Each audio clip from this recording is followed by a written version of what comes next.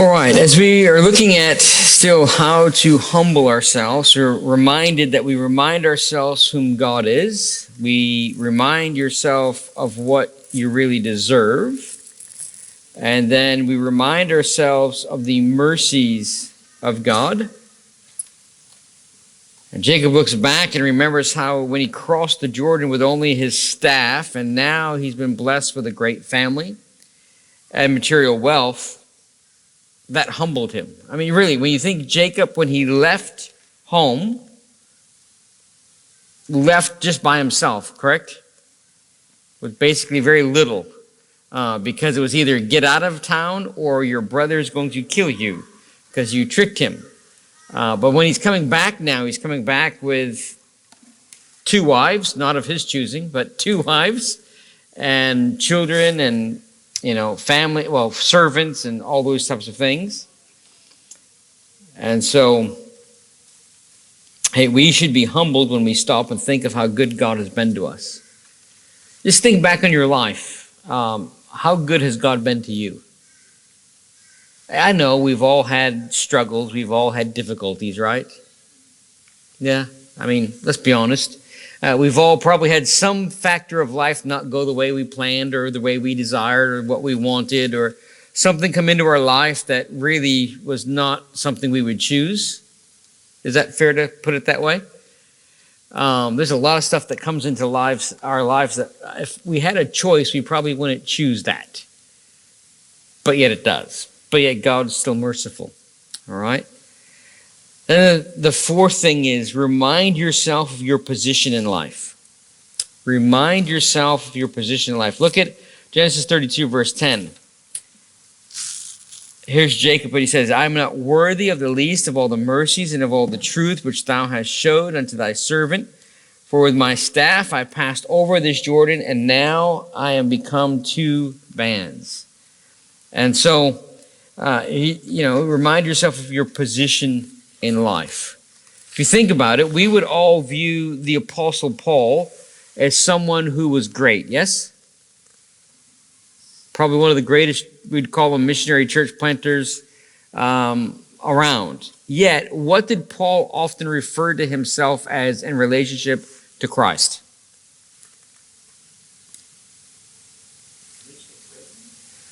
There's a word specifically he always called himself. A servant. A servant of Jesus Christ. Sometimes he called himself a bondslave, which is a servant. Bondslave is a little bit more than a servant. A bondslave, back in biblical times, you could only have a slave for a certain number of years. And after that number of years, you had to give them the option to be set free, or they could become a bondslave. And that was when they willingly chose to remain with you. And when that happened, there was a ceremony that they did, something to do with their ear and all that type of stuff. And that person was willingly choosing to be a bondslave to this person. Yes? Whereas they could have just walked free, but they chose to remain. That's what Paul called himself. He didn't just call himself a servant. He called himself a bondservant, one who chose, who could have been set free, but who willingly chose to remain a servant of Jesus Christ. And so remember our position in life. And then lastly, remind yourself of your great need. Remind yourself, look at verse 11. He says, deliver me, I pray thee, from the hand of my brother, from the hand of Esau, for I fear him, lest he will come and smite me, and the mother with the children. Hey, if you truly understand how poor and needy we are, then we should have no trouble humbling ourselves before God. Yes? I mean, if we really understand our great need, do you understand we can't really do anything without God? I mean, we can do stuff, don't get me wrong. You can do stuff, but really stuff that's going to accomplish something in life, something that's going to last eternally. And the fact that we don't remember that or don't think of our great need implies that we do not see the greatness of our condition. We have no hope. Think about it. When it comes to salvation, did you have any hope of ever being at peace with God if it wasn't for Jesus Christ? No. You could do all the good in the world. By the way, I am not saying that if people that are not saved can't do good things. There are a lot of unsaved people who do a lot of really good things, yes? Okay? We all should say yes to that because there is a lot of people. I've met a lot of people. Hey, I've met a lot of non-Christians that would make better church members than saved church members that I've met. Don't take that personally with anyone. I'm not thinking of anyone here, but do you understand what I mean? They care for people, they help people, they're kind to people, they're truthful with people, all that type of stuff. Yes? Now, understanding, no matter where, whether it's in the church or outside the church, you're dealing with people with a sinful nature, correct? All right, so we all have a sinful nature. We all can do what we shouldn't be doing and all that type of stuff. But I'm just saying, there are some people who would say, oh, well, if you're there, people that aren't saved, they can't do anything good. No, there's people who do a lot of good. A lot of good. They help the poor. They feed people. I've met a lot of doctors who would donate their time and go places and help people who are less fortunate and things of that nature that aren't Christians. One of my specialists in Boston every year would take 2 or 3 months, and he would just go places and offer his services free of charge in places where they could never get the treatment unless he came. And so, was that good? Yeah, that was really good. If you consider how much doctors charge, to go, hey, I'm going to come and I'm going to work for 2 months for free. That's pretty good. All right, so don't get trapped in the thing of saying, well, only saved people can do good things. No. No one can really do anything that great to impress God, but we can do good works, yes? All right? But remind yourself of your great need. Psalm 72, verse 12 and 13 says, for he shall deliver the needy when he crieth, the poor also, and him that hath no helper. He shall spare the poor and needy, and shall save the souls of the needy. All right, so now how do we humble ourselves? Now, what is the reward of humility? What is the reward of humility? Now, I'm going to give you biblically what the reward of humility is, but don't say, well, I'm going to be humble so I can get the reward. Because then you're really not that humble. Some things happen as a result of things, yes? There's some things in life that if you do these things, this will result. Yes? If you walk up to someone and punch them in the nose, what's going to usually result? Usually you better duck fast, right? Or make it a really good punch, because it's going to result in making someone mad and probably being laid out flat, yes? There's some things in life that way. All right, now, it's neither easy nor enjoyable, nor is it popular to humble yourself, is it? It certainly isn't pleasing to your flesh. But the humblest soul will enjoy certain blessings. So, take your Bibles. Let's look at Scripture. 1 Peter chapter 5. 1 Peter chapter 5.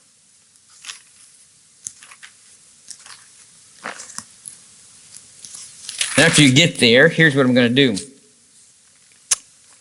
Who wants James 4, verse 10? Emily, James 4, verse 10. Proverbs 22, verse 4. Katie, Proverbs 22, verse 4. We'll get there in a minute.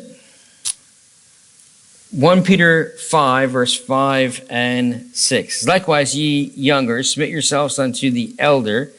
Yea, all of you be subject one to another, and be clothed with humility, for God resisteth the proud, but giveth grace to the humble. Humble yourselves, therefore, under the mighty hand of God, that he may exalt you in due time. So what's the reward of being humble? Well, God doesn't resist you. And God will exalt you in due time. Problem is, due time is not always your time. We have a microwave mentality, and God really has like if you want to say a slow cooker mentality. It's a bad illustration, but you know what I mean? Microwave mentality means like in 2 minutes, I want this hot and on my plate and in my mouth, yes? Whereas a slow cooker, you start and it takes hours to get done right. And there's some things that just are only good with long periods of time, you know? Slow roasted over a long period of time. Same thing with you. James chapter 4, verse 10.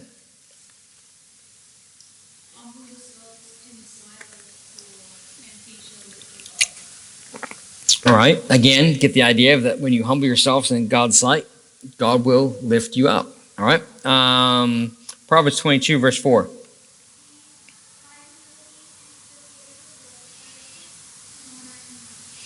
All right. So humility and fear of the Lord brings what? Riches, honor, and life. Now, see the word riches. Instantly, what do you think? Money, right? Do you understand you can be rich in a lot of things that aren't monetary? And I don't know about you, but some of those riches I wouldn't trade for money. Yes? I mean, to me, to have a home in heaven, that's riches. A home with God forever, that's riches. Would you trade that? What price would you put on that? There's no price, right? Having health and the ability to walk around and be able to go to work and be able to do things, what price do you put on that? Well, you don't realize the price you put on that till you don't have it. Okay?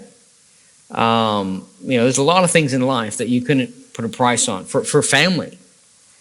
I know sometimes family will drive you nuts, right?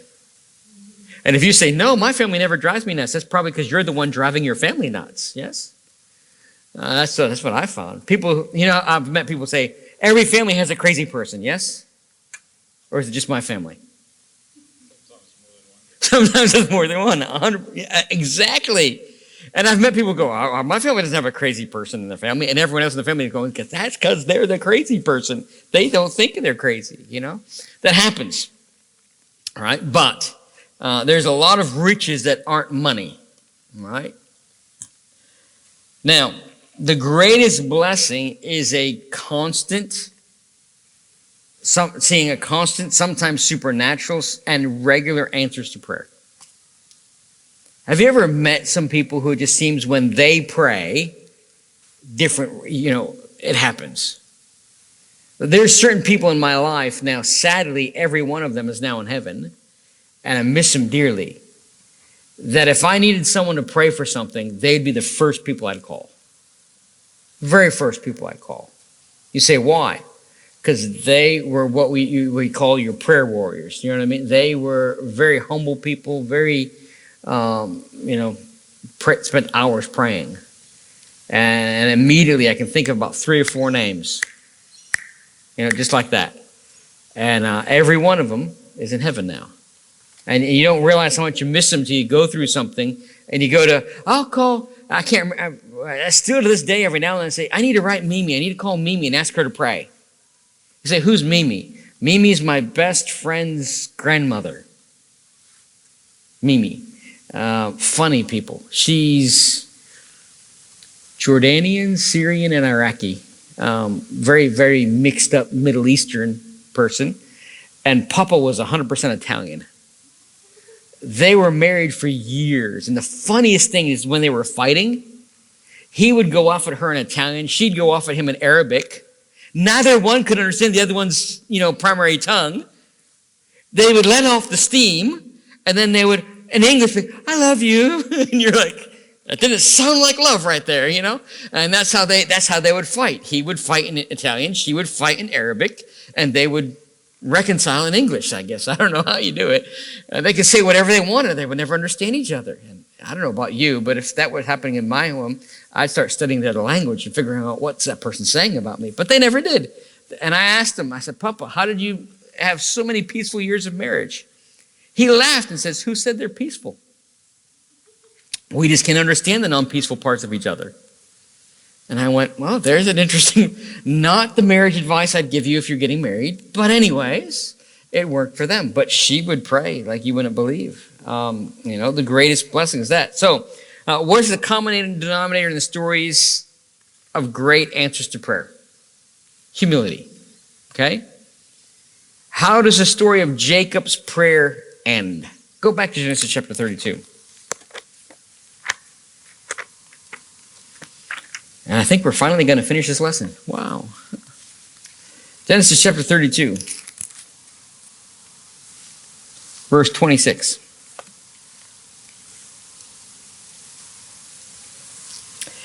And he said, let me go, for the day breaketh. And he said, I will not let thee go. This is where Jacob was wrestling with the angel, except thou bless me. And he said unto him, what is thy name? And he said, Jacob. And he said, thy name shall be called no more Jacob, but Israel. For as a prince hast thou power with God and with men, and hast prevailed. And Jacob asked him and said, tell me, I pray thee, thy name. And he said, wherefore is it that thou dost ask after my name? And he blessed him there. And Jacob called the name of the place Peniel, for I have seen God face to face, and my life is preserved. And as he passed over Peniel, the sun rose upon him, and he halted upon his thigh. Therefore the children of Israel eat not of the sinew which shrank, which is upon the hollow of the thigh unto this day, because he touched the hollow of Jacob's thigh and the sinew that shrank.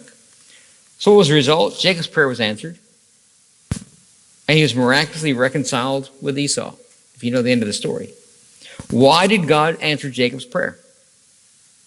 Perhaps, maybe it started with the words when Jacob started praying. What was his first words? I am not worthy. He understood some things about his place before God.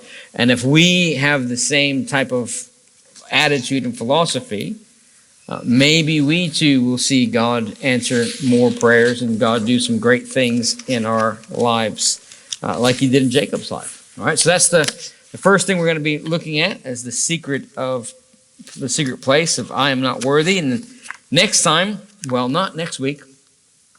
I don't know what you'll be looking at next week. Say, how do you know what are we going to look at next week? You're going to have to come next week and find out, right? You say, who's teaching next week? You're going to have to come next week and find out. All right?